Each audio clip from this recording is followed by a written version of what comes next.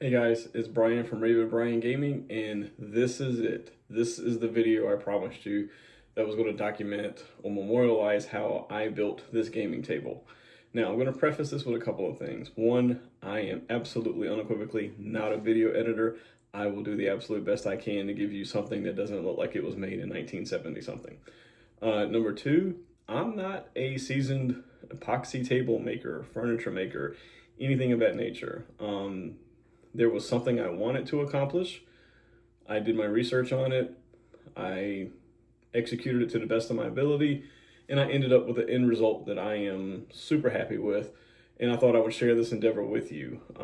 If you happen to be more of a seasoned, say, video editor or epoxy table maker or anything like that, and you have any suggestions, bring them on all day long.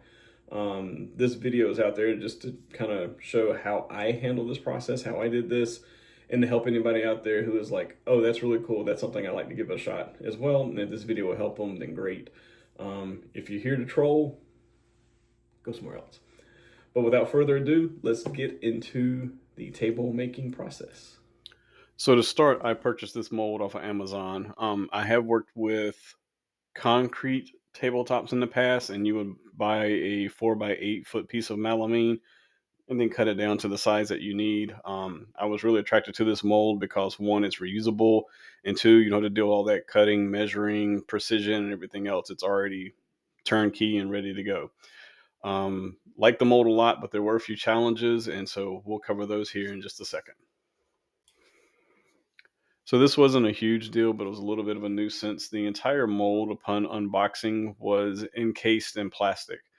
Uh, Not a problem per se, but the issue here is that it was totally encased, which means I had to remove every single bolt and disassemble the entire mold, and then remove every piece of plastic. And of course, there was ripping and shredding and things like that. So it took a little time to actually expose the mold, get it proper, reassemble it, and get it to the point to where you could actually use it. So one small little snafu, trying to get the camera to zoom in there, it's kind of jumping around. How interesting is that? But all of the bolts go into a receiver here. Again, let's see if we get this camera to behave. So you have the piece of molding that would obviously with the pre-drill holes that would go into here. Because everything was encased in the plastic, I'm having to disassemble it all, remove the plastic. Obviously, the plastic is there to prevent it from getting scuffed up and damaged, like we spoke on earlier. So everything went perfectly fine. There's just that one single receiving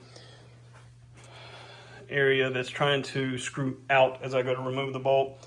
Not a huge deal. I should be able to, I'll go ahead and extract it, try and set it with some glue, and hopefully that'll take care of everything. But one more little nuance with the mold. Still think it's going to be groovy. Still like it a lot.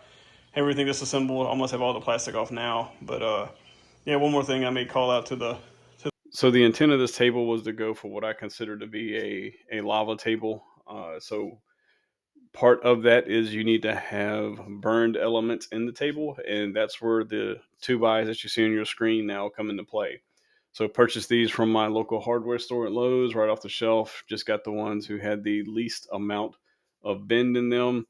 Utilized my jigsaw to cut them in random shapes and utilize the torch to burn them, and that's forthcoming.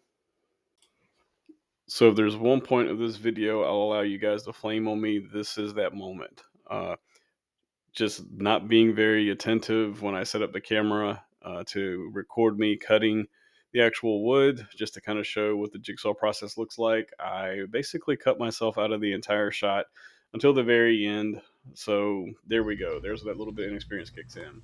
To make it up to you, here's a semi strip tease as we take off the sweatshirt. Bow chicka wow wow. All right, enough of that. And this was the end result once I was done jigsawing everything. There's no rhyme or reason to it, just a lot of asymmetrical patterns. Now, if I really wanted to be a perfectionist and play hindsight is 2020, Monday morning quarterback myself, the one thing that I would do a little differently is I watched a lot of videos leading up to my build.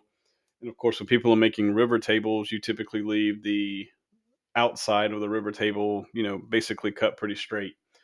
And I kind of just implemented that into my design as well. Now, in hindsight, looking at it, I would have done something that looks a little more natural. I would have taken the jigsaw and made sure I really didn't have many straight lines at all. And I would have carved them up, curved them, squiggled them, anything that I could do just to make it a little more asymmetrical. That is me being an over perfectionist at this point. But nonetheless, that is one tip that I would throw out to everybody that I would do a little differently if I was doing this all over again. Now, one other piece of advice I'll offer here for anybody who's going to go through a table making excursion: have your legs prepared, know what kind of legs you're going to mount to the table. And then when you're lining up your random pieces of wood, if you were to go with a build similar to this one, make sure that where you bolt the legs in will actually go into the wood. It anchors a lot better that way than to go through a thin layer of epoxy and then into wood. So just make sure you have that aligned before you decide what your shapes and everything, what your design is going to look like.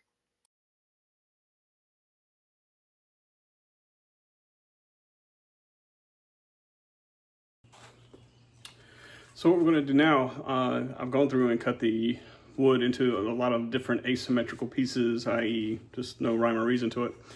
And I'm going to take a sanding block real quick, just knock off everything that has a cut edge on it. I mean, you're going to end up with little small splinters and things like that. And those are the things that I kind of want to make sure that I remove, because even though we're going to go through and burn the wood and give it a good scorch, those things can still hang on. And those things could cause a couple of, or a few different issues. One, there could be contaminants that float once you do your deep pour. Obviously, if something were to become separated after the deep pour and float up, then you also have a chance of yellow wood being exposed while a piece of black particle gets up top. So I'm not looking to get a huge, I shouldn't say huge, but a more profound, like this is finished carpentry kind of finish, like from the sanding perspective. Is why I'm not breaking out the actual power sander or anything like that. I'm just going to quickly use the sanding block, give it a good once over. This is 80 abrasive that I have here. So I'm going to go through, touch that up, and then we'll get into burning the wood. So this was the previous purchase I made. As you can see, as I'm recording this video, there's definitely some weeding I can do in my driveway that has since been executed. I promise, Scout's honor. But that's why I originally purchased this torch, but it came in and worked magnificently when it came time to scorch the wood as well. So it has a regulator on it. Literally all you do is hook it to your propane tank, turn on the gas at the torch itself. It's got a push button start, and then there's a regulator to how strong you want to make the actual torch. Great product, 10 out of 10.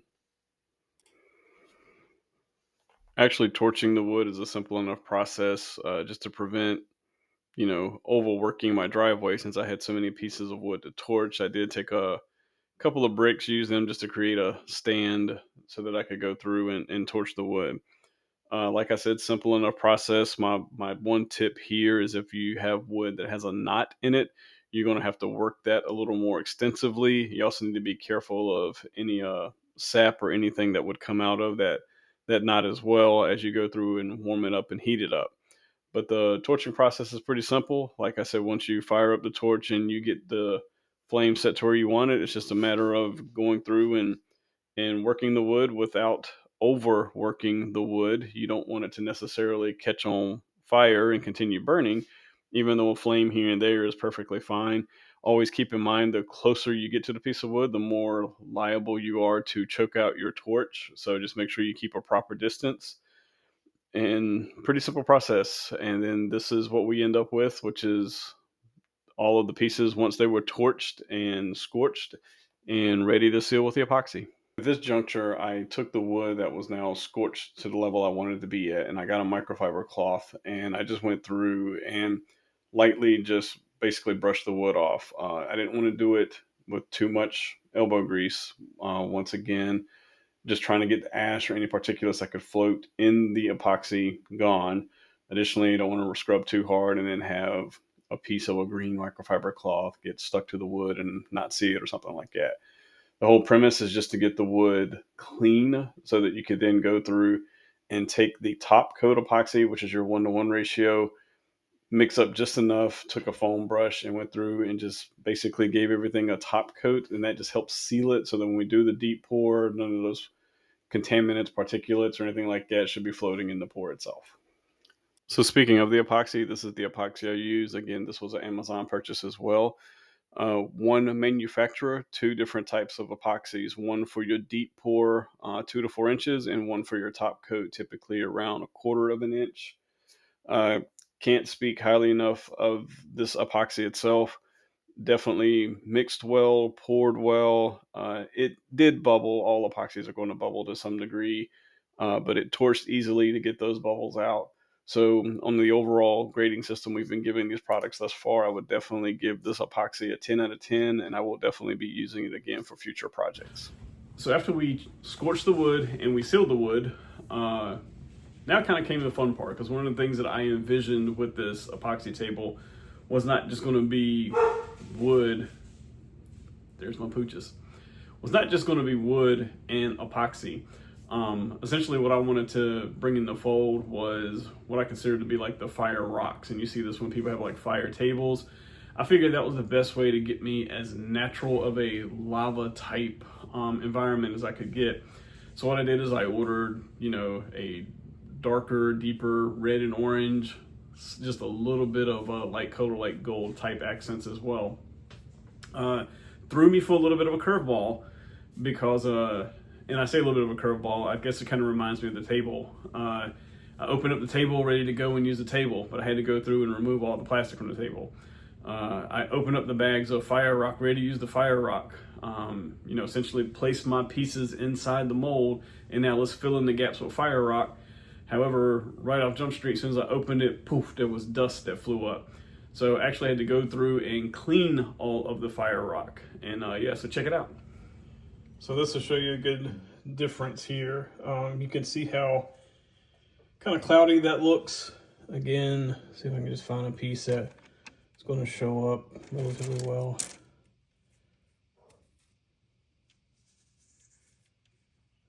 But wiping off that little layer of dirt, big difference. Again, you can see kind of how cloudy that looks, and then how clear this looks. So this is what we've cleaned up thus far.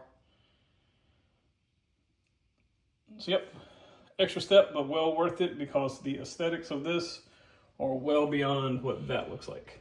But really what we're doing now is I've gone through, I cleaned up the lava rock slash fire rock.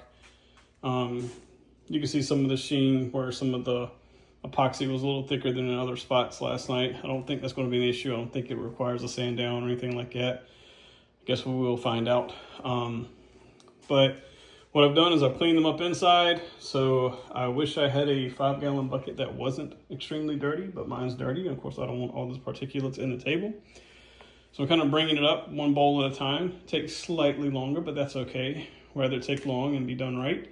So basically we want to fill in all this space that you see, and then I'll come back and just top off any areas that look like they're a little light or anything like that. Like you can see the edge over there. So what I don't want the rocks to be taller than the wood. I'm fine with them getting as close to the wood as possible, but I don't want them to be taller than the wood, because that'll give me a really good spot that when we pour the deep pour, which is basically your thick coat, I want that to stop right at the top of the wood here without actually fully covering it, because there's a top coat that we'll put on for the final pour, and that top coat is just a little more scratch resistant and everything else. So gives you a good view of where we are now.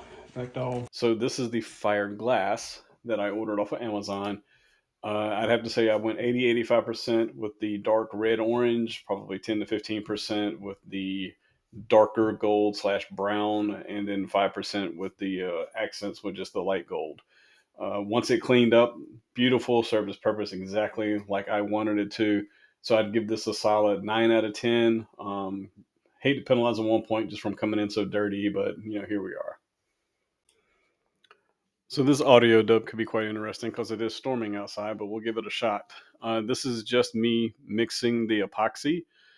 Because you do mix these in a 1-to-1 ratio or 2-to-1 ratio in this instance, because this was a deep pour, you do want to take a couple of minutes. In fact, I would set my iPhone timer for 4 minutes and just go through and mix this really well. On top of that, I added a little powdered dye slash colorant because I didn't want a clear finish to the table. I did want it to be somewhat smoky to again give it that just dark effect that I was looking for. I definitely achieved that, and I'm super happy with that.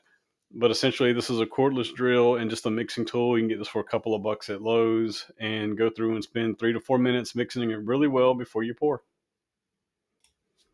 So this is the powdered dye that I purchased from Amazon as well. It definitely gave me the end result I was looking for, colored very evenly because it was mixed very evenly throughout. So I would give this a solid 10 out of 10.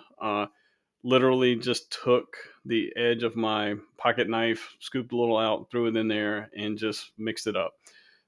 I know that's not an exact science, and I may lose brownie points for that one, but there's no measuring cup or utensils needed.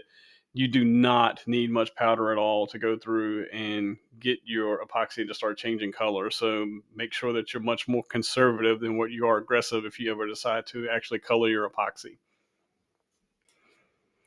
And here you'll see me actually going through and executing the deep pour. So you saw me mixing earlier. I probably had to mix 3 or 4 batches to go through the entire kit. I could have used a larger bucket and executed this in just a single pour.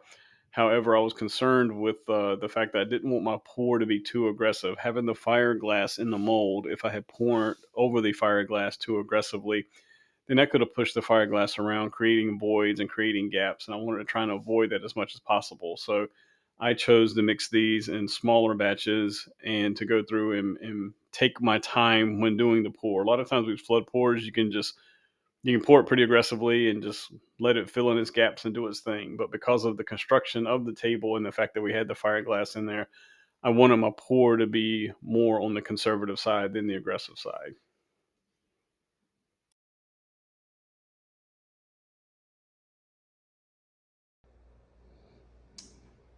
All right, so the deep pour is done.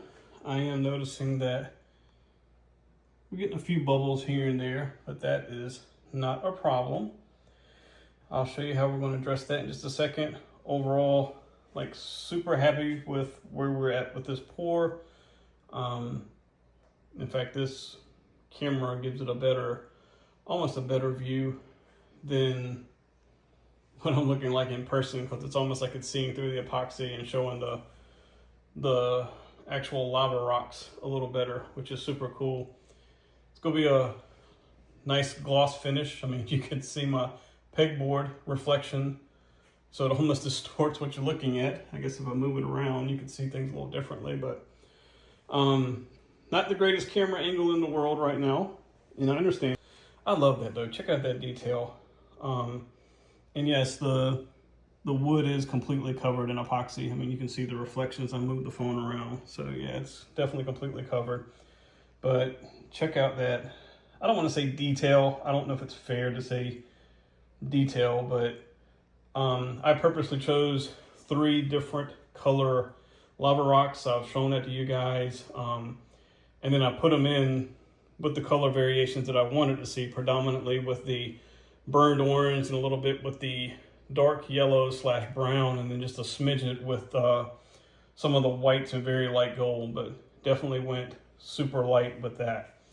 So I'm gonna back out here again. Pardon the messy garage, but you can see what it looks like. So this is the last of the deep pour. So we're gonna let this cure. I'm gonna get it covered up so that we don't have any particulates, insects, or anything like that. But I'm not gonna cover it up just yet, because as we go through, I'm seeing little areas with, a little bubbling. So what I have here is just your handheld Bernzomatic torch. Pretty easy peasy. Let me set the phone down for a second while I...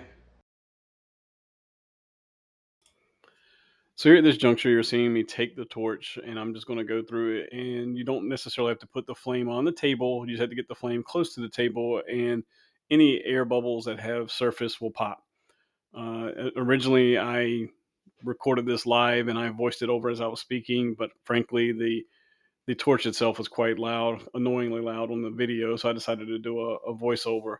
But this is a pretty simple process. Just fire up the torch and go through and pop any bubbles that you see that arise. Now, with that being said, this isn't a one-time thing. So as the table cures, set your timing up so that you have time to spend time with the table. Because I would say every 30 minutes or so, it doesn't hurt to come out, see what the table's looking like, break out the torch and pop any bubbles that have, accumulated since basically your last torching.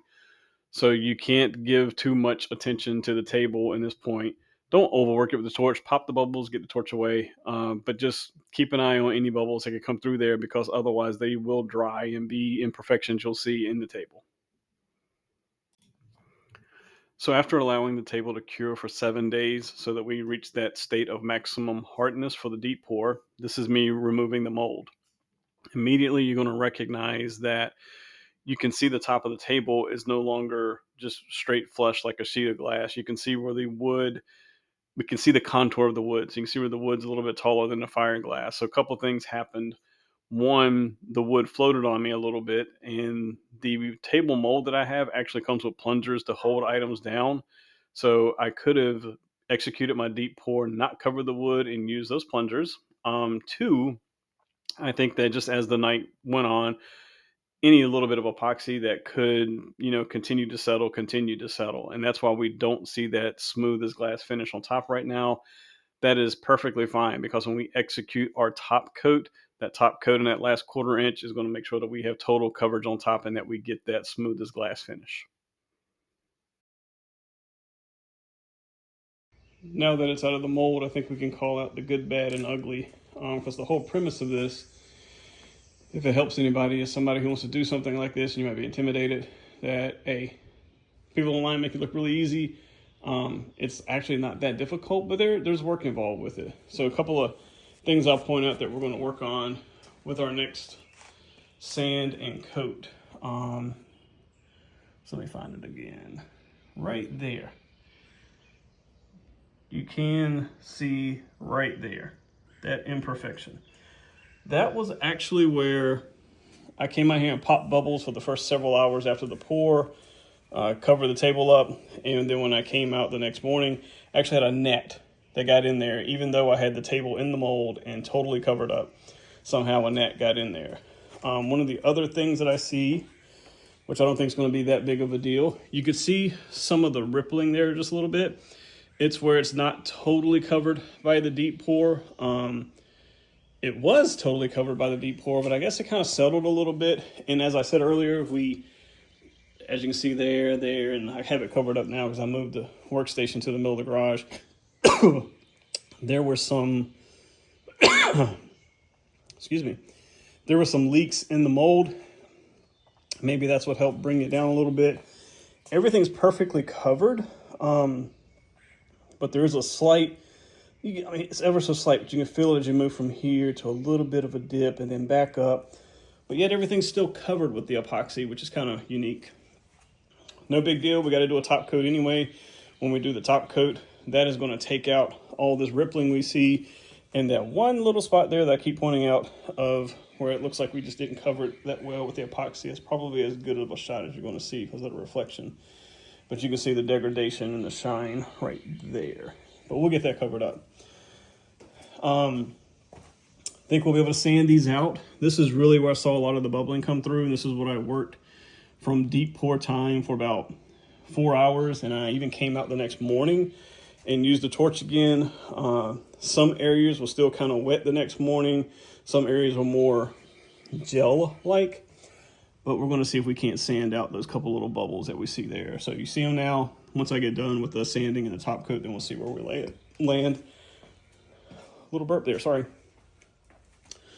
And I think where we're going to just have to be able to do the most amount of work is we see just a little imperfection in the table, just a little rippling effect here. It's not horrible. Again, I think that if we sand this down, which I'm going to sand it down, I think we'll be perfectly fine. I considered, even routing this down just a smidget, just at an angle. But I'm not sure because from the initial pour, from the initial placement of the wood and then the pour, it's almost as though when it got poured, the pour, if I can imagine, I got two hands here, one moving that way, one moving this way. It's almost as though it kind of like pushed the wood out, so it pushed it closer to the edge.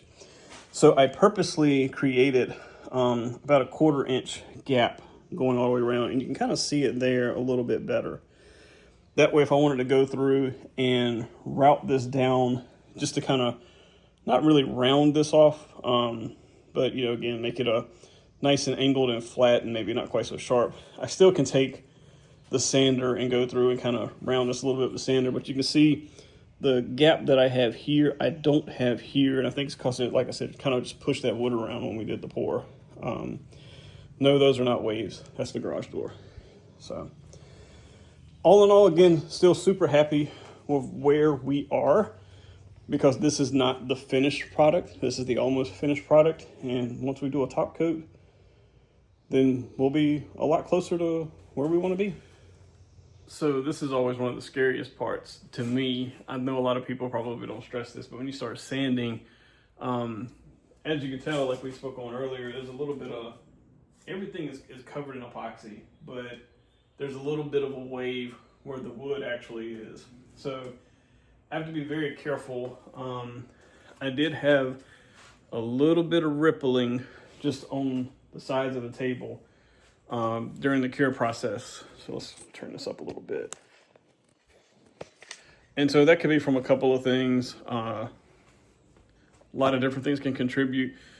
The dye you use, because I did blacken up the epoxy just a little bit, that can cause it. Humidity can cause it.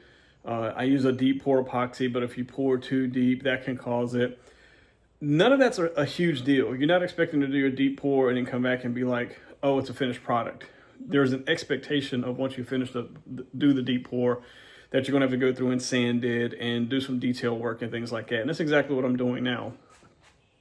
We'll adjust this one more time. Turn that just a little bit.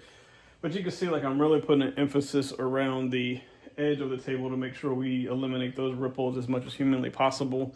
Now, some of that is going to also be addressed when we do the top coat. The top coat is going to cover and fill a lot of this as well. But the ripple piece is something I definitely want to take care of. And you can kind of see it here. You can see where it's sanded here and it's sanded here, but not so much there. So what that is that little bit of rippling we saw. Essentially, I need to take the table down enough that I no longer see these dark spots. These dark spots indicate that the sanding paper is not actually touching the table yet. And so that means I don't have a perfectly level table. Now,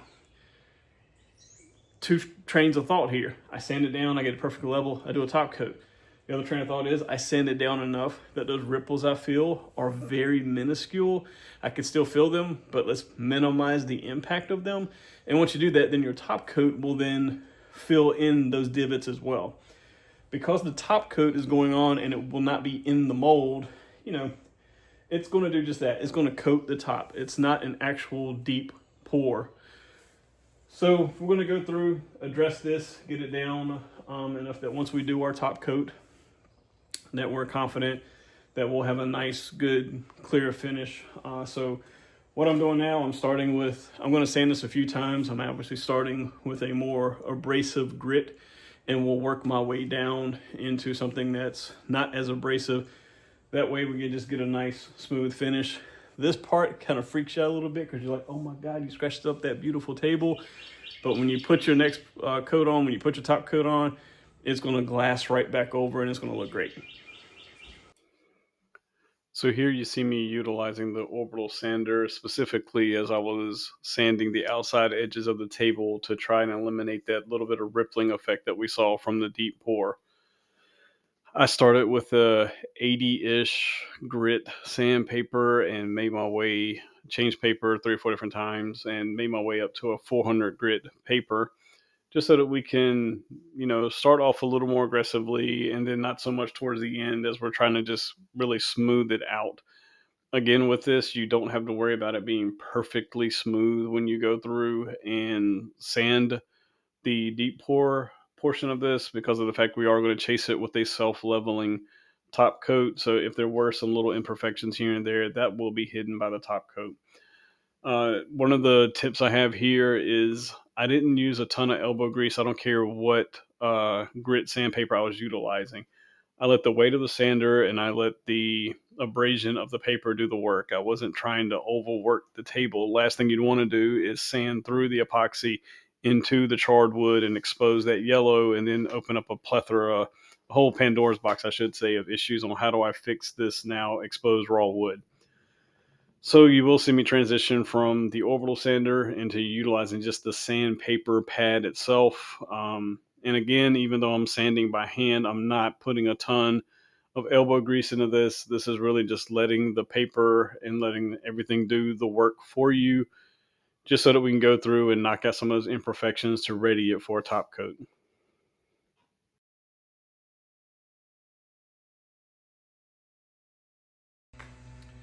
So our deep pours are done and the sanding is now complete, and you can see that by the haziness that you see on the table. You do see that the entire table is sanded, but you can definitely see where the border is a little hazier, and that's because we had that little bit of rippling effect, so that took a little more work just to get that down. Running the level through, everything seems to be pretty level now. Again, started with a more aggressive sandpaper, worked our way down to something a lot finer so that we have a, even though it's sanded, a smooth to the touch top. And we're gonna go through now and put on our top coat, which is gonna bring that glass-like finish back out. Simultaneously, if there's any imperfections left over or anything like that, then this should fill it and should get us pretty squared away. Do have the gloves that we'll be using, because part of this, obviously when you pour it on, is going to run down the side a little bit. So best thing to do is really just with your hand, go through, rub it in. Any drips we got, we'll wipe those off. I did line the floor with corrugate because we know there's going to be some amount of runs and drips and everything else. Has been a little challenging at this point because two of the biggest challenges I anticipated when I first started this project is I don't have a lot of room in my garage. So I'm really making my way around weed eaters and the mold that I have sitting over here now. And so the space congestion is pretty tough. And then number two, which you can see, that is actually a flashlight right there that is on the garage. And I have another one sitting here just to give me additional light. It's sunny and 80 degrees today. I would love to have that garage door up and get that natural light in here. But with natural light and the garage door up comes wind gusts and debris and everything else. And we just can't risk anything getting on the table, especially at this point when we're trying to do top coats and get to a point in which we're like, hey, we're wrapping this up and ready to put some legs on this thing. So here we go. Wish me luck. Top coat forthcoming. All right, so this is a little bit of a two-part process. We have the epoxy ready to pour. So I'm gonna grab that, start working on the top coat. Guess you could say 3, pour, spread, and then once that is done, we'll grab our torch and we'll start torching it to make sure that there's no bubbles in there, and if there are bubbles in there, that they get popped out. So here we go.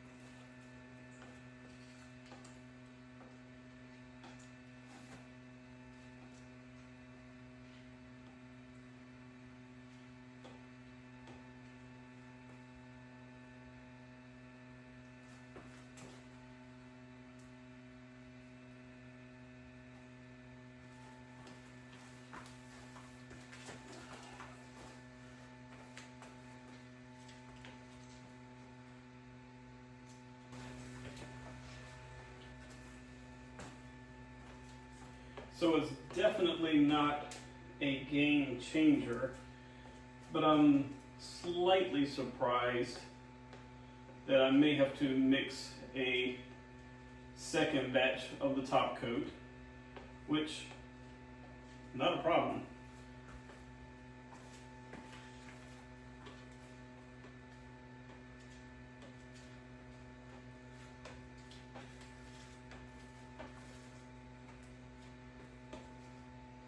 I am using, and it's not a problem, but this could have impact, I am using the largest set of teeth while I do this.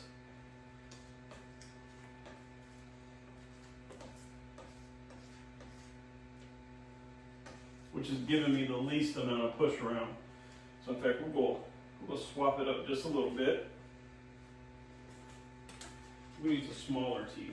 Oh yeah, that's really pushing the epoxy around now. Okay, not a bad gig. So it probably doesn't hurt to start with the smaller teeth portion, and then we can make our way to the larger tooth portion. Epoxy gloves. Take off those. We're actually gonna mix a little more. So I did a 40-ounce pour, and I think I could probably stretch it out if I wanted to, but I don't want to have to stretch it. I'd rather have some left over, swing it around, and it fall off of the table than I would to actually be trying to stretch it too thin. So we're going to mix up some more and finish the pour. So I think we have success. Added that epoxy. It's still in the process of kind of leveling itself out, but I can see where I initially poured it is not quite as profound now, and that, like I said, it's really starting to level itself out. I would say within 5 to 10 minutes, it should have pushed its way into the table, and I think we're gonna have a nice smooth finish over on that side as well. I did go through, no gloves on now, but I have been wearing gloves throughout this process. Went through, got all my runs and everything off of the bottom of the table. So yeah, now it's just a waiting game. We're gonna watch it a little bit. I wanna see that level out. Then I'll probably put a little heat to it just to make sure that there's no bubbling in there. I'm not seeing any now, which is thumbs up, but we're gonna keep an eye on it just to make sure. So these are the table legs that I purchased off Amazon as well. These are going to be the legs. Well, they are the legs for the gaming table. I chose these for a couple of reasons. One, they have a 600-pound load capacity, and although the epoxy tabletop is very heavy, it's definitely not 600 pounds. So we shouldn't have to worry about any degradation to the table legs. They're metal, nice and sturdy. They also have feet on the bottom of them, which allows you to twist them out or in to ensure that your table is 100% level when it's in the house. It did come with mounting hardware so that you could go through and screw the legs in.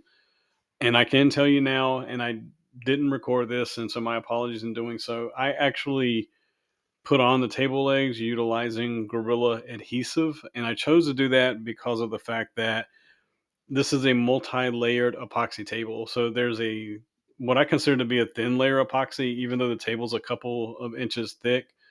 There's thin epoxy that runs into either wood or runs into the fiberglass itself. I definitely did not want to be screwing into fiberglass to be mounting, table legs. So when we go back earlier in my video and I give you guys the suggestion of making sure that your wood lines up with where your table leg mounting would occur, it's learning from my mistake. However, I'm super confident in the Gorilla adhesive that I utilized. It's extremely reputable, and everything that I read on it says that, it's once it adheres, it adheres. Now, what I can tell you is I did adhere the legs on with the Gorilla adhesive, let it set overnight. My wife and I flipped the table over and put it right side up after that, and the table is extremely sturdy. So that is how I utilized Gorilla to mount my table legs instead of actually screwing in. If this was a full epoxy build or a half epoxy, half wood, and I was either drilling into 100% epoxy or 100% wood, I would have no qualms drilling and mounting the legs using the actual mounting hardware. Instead, I went with the adhesive route.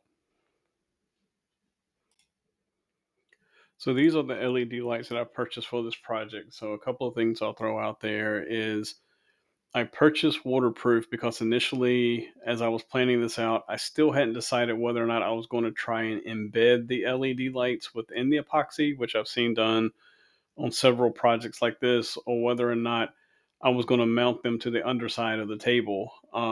So that's why I ordered the waterproof ones. I do believe if I ordered a different type of string light, they'd probably be slightly more flexible for lack of better terms. I'm not saying these are overly stiff, but they are a little on the stiff side. So I did decide to not embed the LED lights into the table itself. One, if at some point in time they just play out, stop working, or whatever else, I didn't want the table to become obsolete from that perspective. So what I decided to do was mount them on the underside of the table. Now I considered a couple of different options. The first thing I thought about doing was I was just going to route a 1/4 inch channel and just basically feed the lights into that routed channel that I made. That way the lights wouldn't be seen at all, because I'd have them mounted in the table per se, just on the underside of it. However, just like I chose not to drill into the table, I decided not to route the table because I thought about, if I start hitting the fiberglass and the fiberglass starts spiderweb cracking or something like that, I didn't want trying to hide the LED lights to become something that compromised the table itself.